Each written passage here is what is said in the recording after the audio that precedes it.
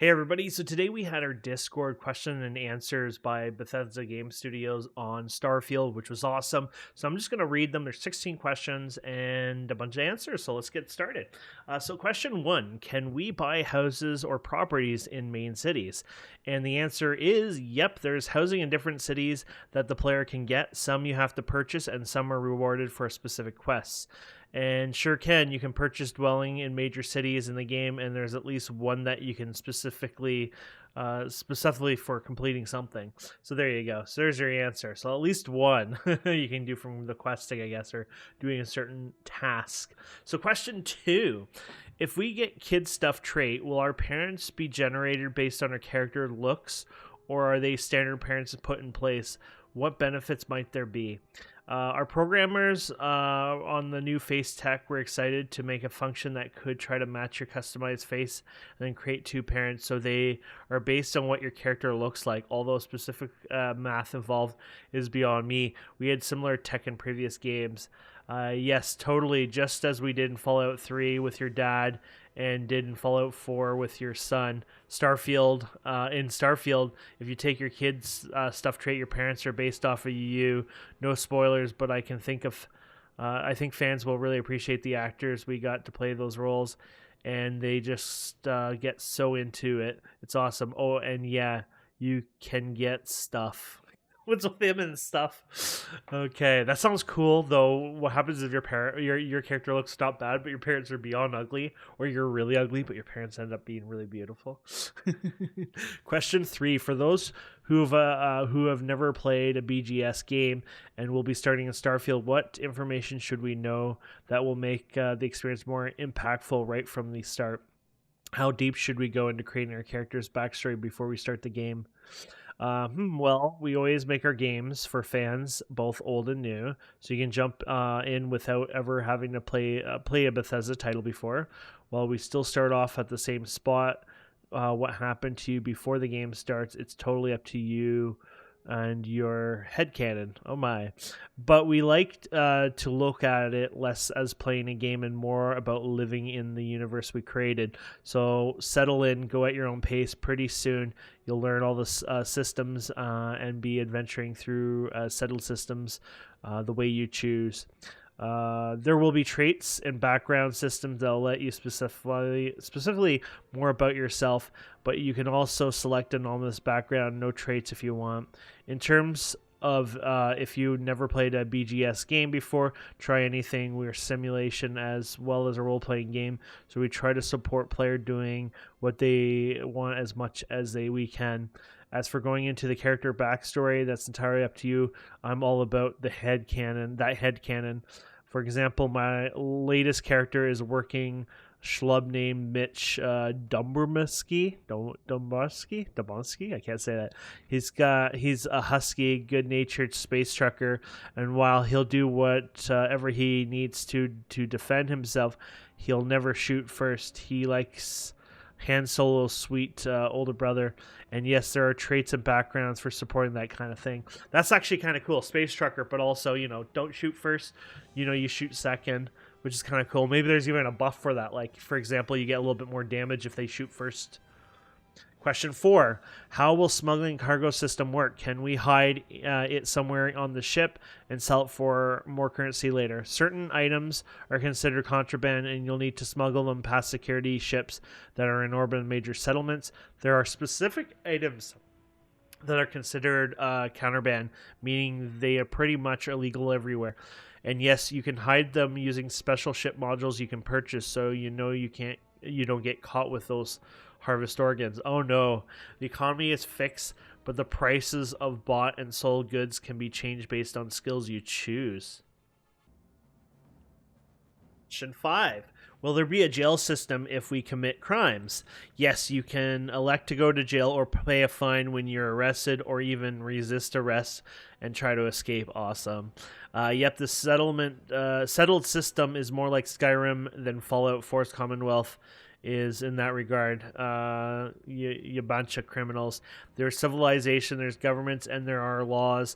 A couple cases we actually explore themes of crime and punishment in our futuristic universe. Awesome. Question 6. Will time pass when we're not in the game? For example, will trade routes, outposts, mining operations continue to produce, or does it only occur actively playing?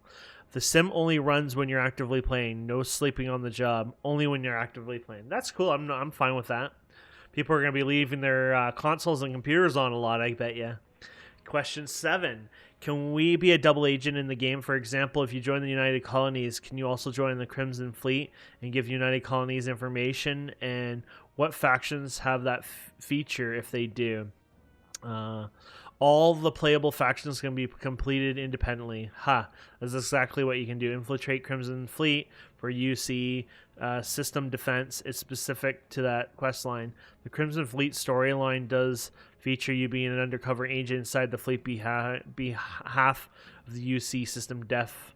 This is specifically a military branch of United Colonies, but whether you betray the fleet or UC system def is your choice. You'll get to make. In this studio, I've been half jokingly accused of referencing movie that some folks have never seen because I'm old. So with this particular plotline, inspiration is very much the movie Donnie Brasco, which is the true story of an FBI agent who infiltrates the mafia. How far will you go? I like that.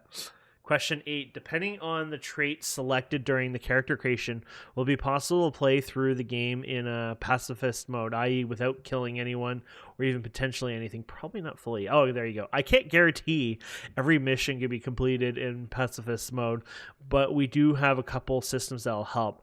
So we talked about this very early on during pre-production, whether or not we'd fully support non-lethal playstyle. We realized for various reasons it wasn't totally feasible. One system is our speech challenge game, where you can pursue somebody to something they like not to fight you. Now that we've been said, there are some good non-lethal options, whether through dialogue or non-lethal weapons. Those can be used in certain situations. Honestly, a lot of situations, so I couldn't comfortably say you can complete the entire game without killing whatsoever. The settled system is mostly civilized, but it can get dangerous place if you're going off the beaten path. You're absolutely going to go off the beaten path. The speech challenge game is added specifically scripted moments, and we'll try to add one in to most quests which important characters confront you. Okay, question 9. What are the beliefs and basic history of religions we can join? Sanctum Universum, Enlightened, Great Serpent, blah, blah, blah. Okay, this one. Yeah, existing IRL religions are part of Starfield, which folks of those religion dominations out there, but we don't focus on them. Instead, we highlight 3 new ones specific to the game, which makes sense because they don't want to cause probably a riot with religious people. The Sanctum of Universum is only a couple decades old in their timeline, but they gain a lot of prominence. They believe that God is out there somewhere in the universe, and the humanity ability to travel the stars brings us closer to God. That's cool. Sanctum of Universum. The members called the Universals believe in God exists somewhere in the universe. Oh, okay, that's the same one. They're kind of saying the same thing again, right? The higher power is guiding us all. Specifically, they believe in that humanity ability to travel the universe and grab jump is God's way of saying, I'm out here, come find me. Oh, that's cool, because he added the grab jump, right? And Will says here, the Enlightened are an atheist group. Oh, I like that. That focuses on humanitarian and community work. Ooh. They believe that life is something every person has to take responsibility for, and that's if we want our world to be better, we have to do it. I think this might be a 2-parter. Yes, there you go. I thought I had that because it was so long on Discord taking a picture. The Enlightened, those folks are essentially organized atheists. They don't believe in any kind of higher power. Rather, they teach human beings have to take care of each other and practice what they preach through various community outreach programs. Oh man, I feel like that is an insult against religion because they don't really practice what they preach. You know what I mean? House Varum Hoboy, whatever he's saying there. So in the game, you're not really sure what the complete truth is, but gossip among guards is the colony's ship set off to the new world, making grav jumps along the way. After one of the grav jumps, one of the passengers claims he spent that time consuming with celestial entity known as the Great Serpent, which was a few seconds for everyone else, was much longer for him, and brought back a mandate, which is basically get on board or be devoured when the Great Serpent encircles the universe. Is it true? 8 saying. So in the game, you have sometimes face off against the House of Valorant Zealots as the enemy groups. Just making sure. Okay, we're not going to replay. Blah, blah, blah, blah. Okay, so yeah, as an enemy group and their motivations. I recently got to the House of Varun logo tattooed on my wrist. So yeah, I dig them. Oh, damn. Okay, question 10. Drinking water in between because I'm not really good at the haven't done like this kind of speaking for a while. So question 10, how many companions total will there be able to recruit? There are over 20 named characters who can join your crew. Over 20 total. We've really focused on members of the constellation that will what will said lol. 4 of them are from constellation and have most story and interaction with the player, but all of the named characters have their own background and follow you around and carry your stuff. Ooh, cool. When we first began Starfield pre-production, we looked at previous games and realized how popular, effective the companions were, so they were a big priority for us, and we really wanted to tie them directly into the main quest. There are some really big moments with them specifically. I should also mention that our companion voices cast is amazing. We haven't released a list yet, but we can be sure that there's a lot of talented actors bringing those characters to life. Same for the constellation in general. Cool. Question 11. When we assign new crew members to work at outposts, do we have to pay them salaries? You just have to pay them once. We actually experimented with paying them regular salaries, but ultimately decided just the one cost up front. Pretty sure they said this somewhere too, because I feel like I've heard this one before. Yet one-time payment that you can use speech challenge game to negotiate over. Some traits also affect the cost. There's a lot to do in Starfield, and we want to minimize where the player had to constantly keep track of. Makes sense. Question 12. Will our companions be able to level up their perks? Will their perks stack with ours? All crew starts with a set of skills at specific ranks. They don't level up, but they come at different ranks depending on your companion. You might meet a character that's especially good at rifles and you hire them to watch your back, or you might meet a strong astrodynamics expert that will increase your grav jump range when you assign to your ship. Well, we also we call them skills in Starfield, and they do stack with yours when relevant. Some are I can't say words now. Some are there for flavor to highlight companions' backgrounds and interests, but you'll really feel the benefit of the ship and combat related ones, getting a boost from your shields or seeing your companion laying down firing with a weapon they're proficient in are pretty sweet moments. Cool. Question 13. What is your favorite parts of the game? There it is, shipping it, but serious, folks. I love finding content that I haven't seen yet or forgot about. Our games are so big that no one person is likely to have seen it all, even after all our possesses and levels of review. So basically, even the devs themselves are saying basically we played our game in and out, but we still miss or forget content or even possibly have never seen it. So that's really cool. Because of my position, my experience is a little different than yours.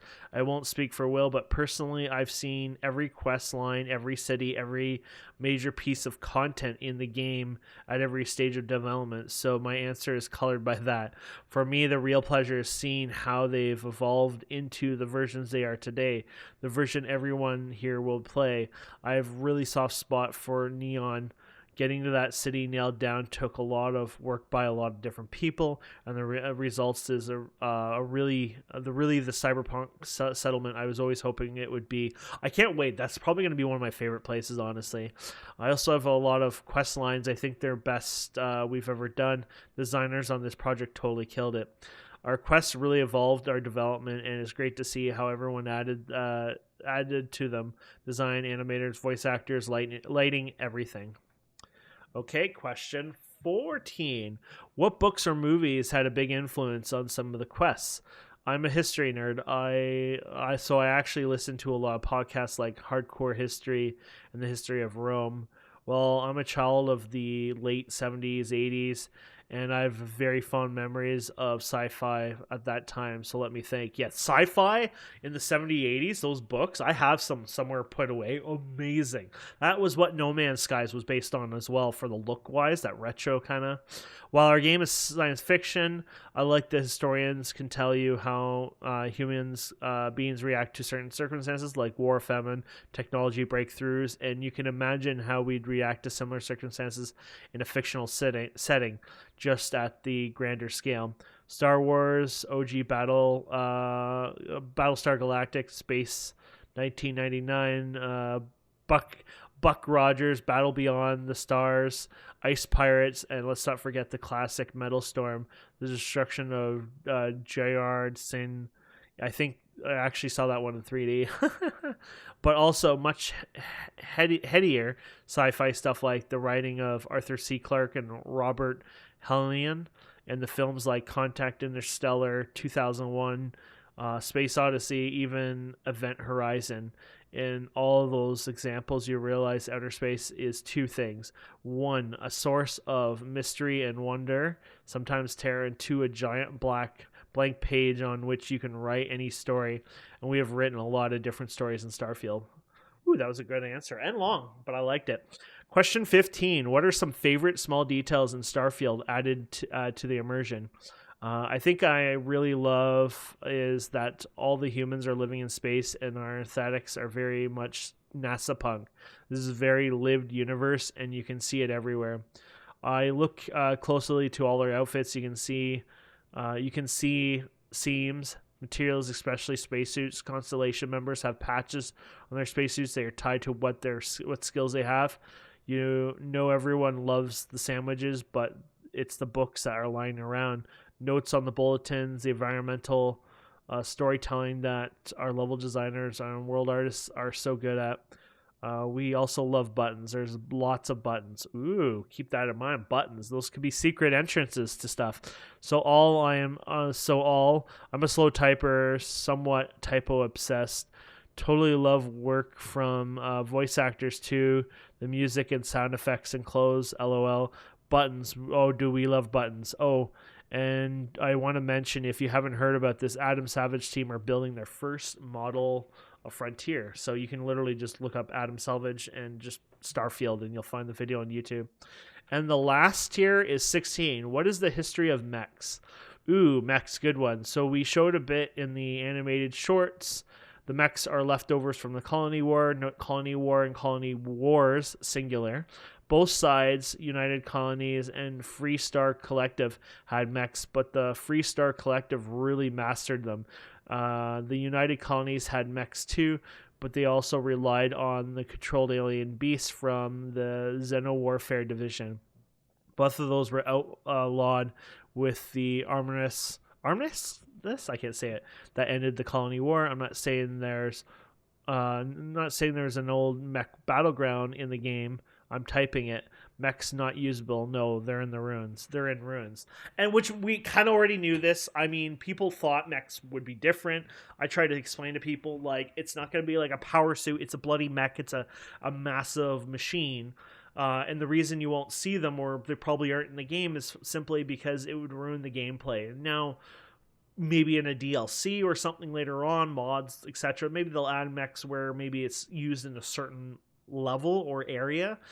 But if you're going to go and explore planets and use mechs, then all of a sudden the little humans that are shooting you with their pistols are not a threat anymore. The little creatures that were going to sneak out of their den and go and bite you, well, they're not a threat anymore. And all of a sudden the world is easy and it's just not fun anymore. And that's kind of why they don't have ground vehicles and the mechs and things like that on the ground, because they want you on your feet. You personally are exploring, kind of like most of Star Trek. Sorry, you know, if you think about it, most of Star Trek, they literally teleport to a place on the planet and then they walk on feet.